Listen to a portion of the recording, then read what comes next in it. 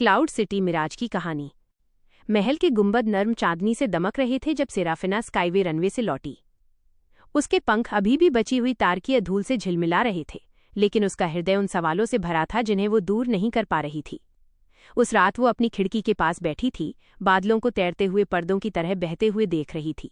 माँ ने कहा था, उन्होंने मुझे देखा था, एक निडर और दयालु आत्मा के रूप में, उसने खुद से फुसफुसाते हुए कहा।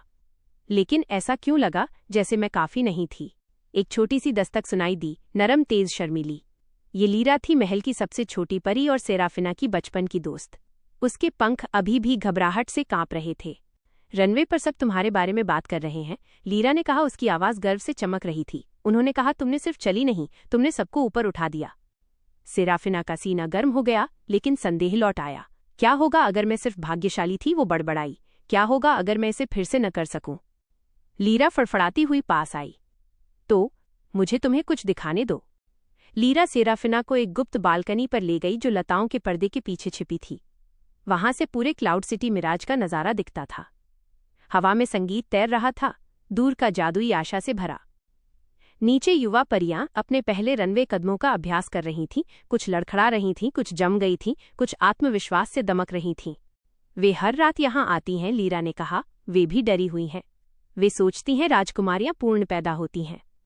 सेराफिना ने देखा कि एक छोटी सी परी फिसल गई और अपने चेहरे के बल गिरी। दोनों हंस पड़ी।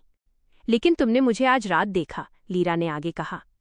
अपनी बारी से पहले मैं लगभग बेहोश हो गई थी। मेरे पंख पत्तों की तरह कांप रहे थे। और क्या तुम जानती हो मुझे क्या याद आया? सेराफिना ने पलक झपकाई। क्या? तुम्हारे शब्द। जब हम छोटे थे, तुमने मुझसे कहा था, डर तुम्हें छोटा नहीं बनाता है, ये तुम्हारे साहस को बड़ा बनाता है। सेराफिना की सांस अटक गई। क्या उसका छोटा रूप उस राजकुमारी से ज्यादा बुद्धिमान था जो वो अब थी? अगली सुबह रानी ने सेराफिना को तैरते हुए बागानों के बीच उनके साथ चलने के लिए कहा। फूल धीरे से झूल रहे थे, चंद्रमा मोती और सूर्योदय के सोने के नरम रंगों में चमक रहे थे। रानी ने पहले बात की।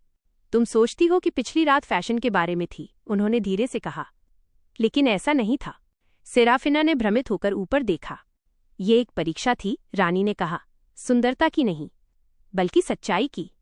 मेरी सच्चाई? सेराफिना ने फुसफुसाया। हाँ, रानी ने जवाब दिया। वो सच्चाई कि तुमने गर्व पर दया को चुना, आराम पर बहादुरी को, और स्पॉटलाइट पर दिल को। वे क्रिस्टल पानी के एक ताल के पास रुक गए। उसमें सेराफिना अपना प्रतिबिंब देख सकती थी। पंख कांप रहे थे, आंखें अनिश्चित थीं, लेकिन एक आग से चमक रही थीं जो कहीं गहराई से आ रही थी। सेराफिना, रानी ने धीरे से कहा, तुम अपने ताज के कारण राजकुमारी नहीं हो। तुम राजकुमारी हो क्योंकि तुम दूसरों को खुद से ऊंचा उठाती हो। पहली बार सेराफिना समझी। उस शाम सेराफिना फुसफुसाहटों की गुप्त बालकनी पर लौटी। युवा परियां फिर से अभ्यास कर रही थीं, कुछ रो रही थीं, कुछ घबराहट से हंस रही थीं। वो मंच पर कदम रखी, उसकी आवाज साफ फिर भी कोमल थी। कौन डरा हुआ है? उसने पूछा। हर छोटा हाथ ऊपर उठ गया। वह मुस्कुराई। अच्छा, मैं भी डरी हुई थी। हवा में आहें भर गईं। लेकिन डर पंखों को रोकता नहीं है, उसने जारी रखा। यह उन्हें सिखाता है कि कहाँ उड़ना है। एक एक करके युवा परियां आगे बढ़ीं और सेराफिना ने उनका मार्गदर्शन किया, उनके पंखों को हिलाया, उनके कदमों को स्थिर किया। वही शब्द फुसफुसाए जो कभी उसे आगे ले गए थे। तुम काफी हो, तुम मजबूत हो, और आसमान तुम्हारा है। उस रात क्लाउड सिटी मिराज थोड़ा और ज्यादा चमक उठा, क्योंकि एक राजकुमारी अब अकेले नहीं चमक रही थी, वो दूसरों को अपने साथ चमकना सिखा रही थी।